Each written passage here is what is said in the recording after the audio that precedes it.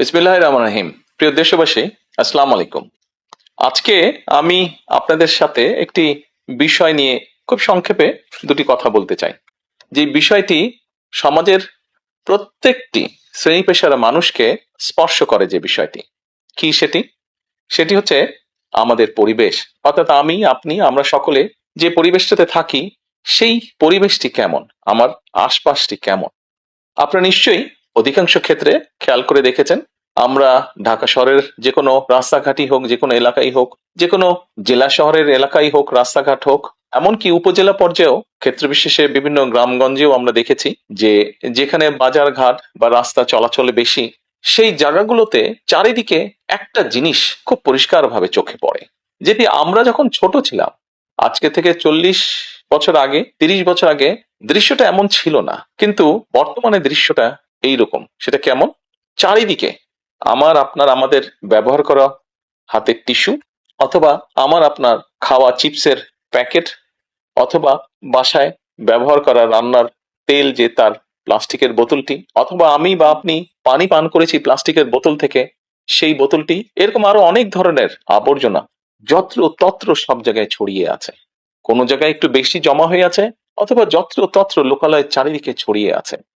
চিন্তা করে দেখুন তো, আপনার ঘরে, যে ঘরটিতে আপনি থাকেন, যে বাসাটিতে আপনি থাকেন, যদি চারিদিকে এমন টিস্যু ছড়িয়ে থাকতো, যদি চারিদিকে এমন আবর্জনা ছড়িয়ে থাকতো, আপনার কাছে কি ভালো লাগতো দেখতে? নিশ্চয়ই না, আমাদের কারো কথাই ভালো লাগতো না।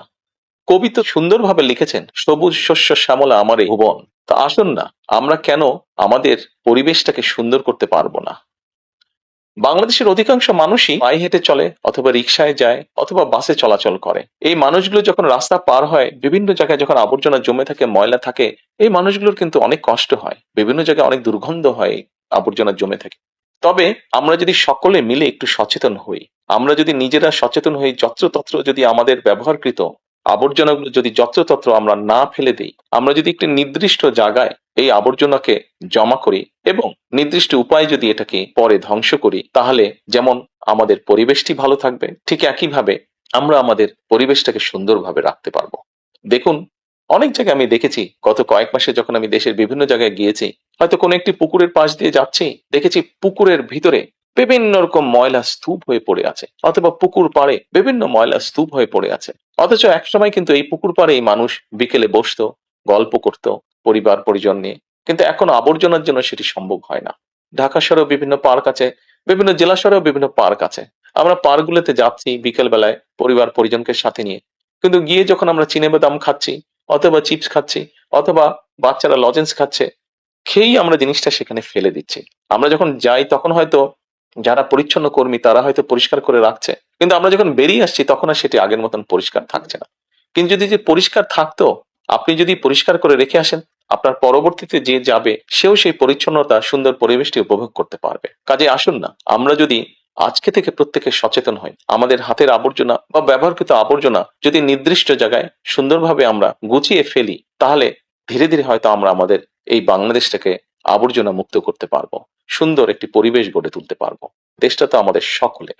আমরা সকলে মিলে যদি চেষ্টা করি, সকলে মিলে যদি একটু একটু করে করি, তাহলে আমরা বড় কিছু করতে সক্ষম হব।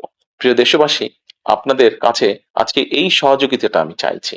আমরা সকলে মিলে আসুন, চেষ্টা করি আমাদের দেশটিকে পরিষ্কার সুন্দর রাখতে। আমরা সকলে মিলে চেষ্টা করি আমাদের পরিবেশটিকে সুন্দর পরিষ্কার রাখতে, যা নিশ্চিত করবে আমাদের আগামী দিনের বংশধরদের জন্য একটি সুস্থ দেশ, সুস্থ পরিবেশ। সকলকে আন্তরিক ধন্যবাদ। আসসালামু আলাইকুম।